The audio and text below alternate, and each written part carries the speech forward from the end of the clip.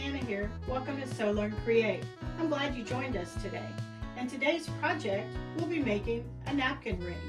But this napkin ring is reversible. So you can make it with two different fabrics, two different holidays, or one that matches your everyday decor, and then one that matches your holiday table. I hope you subscribe to Sew Learn Create, and be sure you click that bell notification so you're notified every time that I upload a video. So let's get started. Today's project, we're making a reversible napkin ring. So it has a snap and it can be reversed. So you get two looks out of one napkin ring. So here's what you're going to need. You're going to need two pieces of fabric that are 3.5 inches by 8 inches long, and a piece of batting that is 3.5 by 8 inches long. You'll also need some clips and basic sewing tools, and then you'll need some way to create your snap closure. And I'm going to use the snap tool from Dritz. You can order this off of Amazon, and it comes in a kit with everything that you need. So here's how it works. First, you're going to lay your batting down flat on your surface. Then you're going to take your first piece of fabric and lay it right side up. You're going to take your second piece of fabric and lay it right side down. So your fabrics are pretty side to pretty side, or right side to right side. When I'm going to sew something that uses an opening so I can turn it, I use this little trick using a green clip and a red clip, or you could use a green pin and a red pin. And I put my green clip where I'm going to start stitching, and my red clip where I'm going to stop my stitching. Then when I go all the way around, I start at my green clip, stitch all the way around, and stop at my red, leaving this opening in the middle. I am going to secure by putting clips all the way around my project so that my fabrics, and especially my batting, doesn't shift when I go to the machine. So we're going to get it clipped all the way around. And next, we'll go to the machine. Okay, now we're at the machine, and we're going to start here at my green clip, and we're going to do a straight stitch all the way around our edge, stopping at our red clip and leaving this opening so we can turn it right side out. So I'm going to remove my green clip, slide it into my machine, and I'm using my foot of my machine as my guide, which gives me about 1/4 of an inch, slightly larger of 1/4 of an inch seam allowance. And I'm just going to stitch all the way around.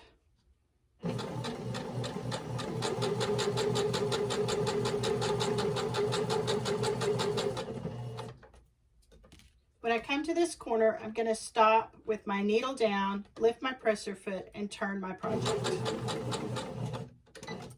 Needle down, lift and turn, and then I can continue sewing.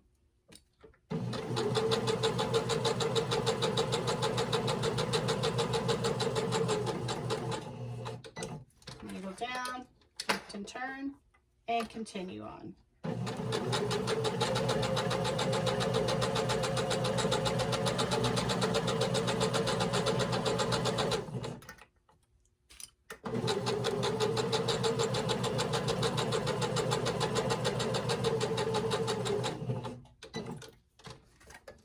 Almost there. Got one more corner.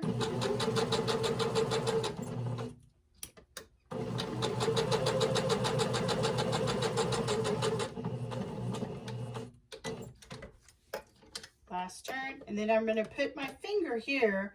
Go ahead and remove my red clip, but on my finger is a reminder that that's where I'm going to stop to leave this opening. Do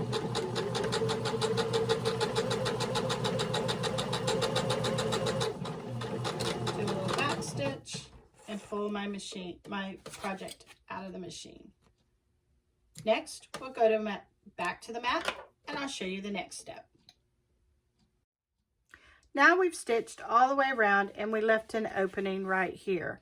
So what I like to do before I turn my project and clip my corners is I like to flip it over and make sure that I've caught all my pieces before I clip and turn.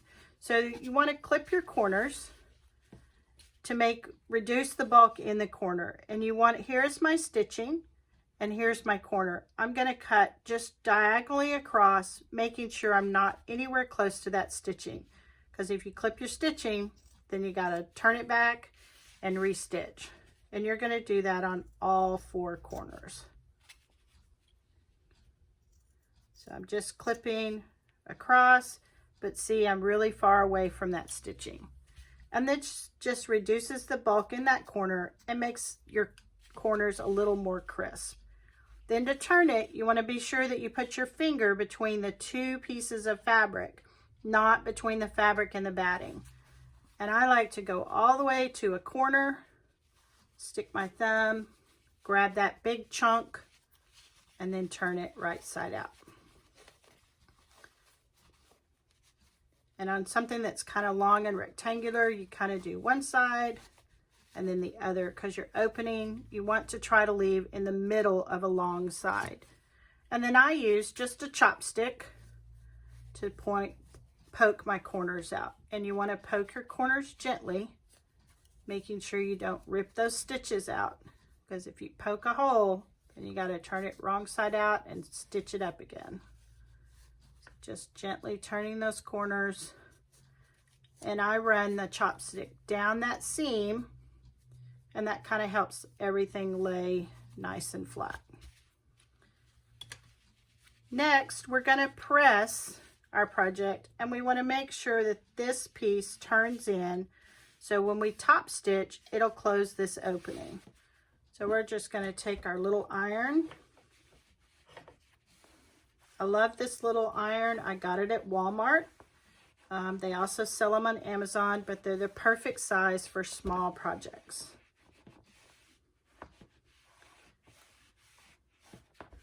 And I just want to make sure that this opening gets pressed nice and secure. Then we're going to go back to the machine and we're going to do a top stitch real close to the edge all the way around. So let's go to the machine. Now we're at the machine and we're going to do a top stitch all the way around close to our edge. And the one thing we want to make sure is that we get this opening closed. So I like to start just above there, and I use the inside edge of my foot. Mine has a clear part and then the metal, and so I use that metal edge as my guide to kind of keep it nice and narrow. Just going to stitch all the way around, closing up that opening and making a nice top stitch on our project. Get to the corner, lift and turn, lining that up again with the edge of my foot on the clear part.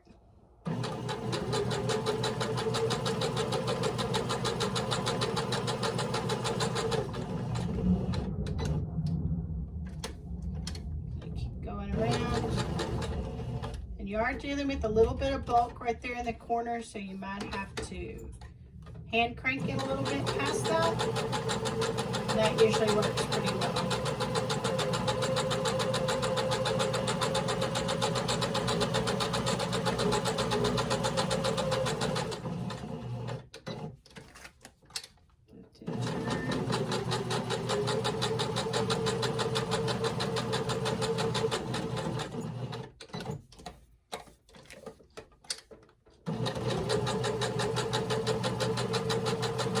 Get back to my stitching, I'm just going to cross over my stitching and do a little bit of a back stitch. And that will secure it nice and well. So let's go back to the mat. Now we've done our top stitching all the way around our outside edge and we've closed up our opening. So we're going to give it one good press. I like to press things when I'm finished sewing. It just makes everything lay nice and pretty and crisp. And the last thing we're going to do is we're going to add our snap closure. So our snap, we're going to find the center of one of our sides, and the easiest way to do that is to fold it, give it a little bit of a press,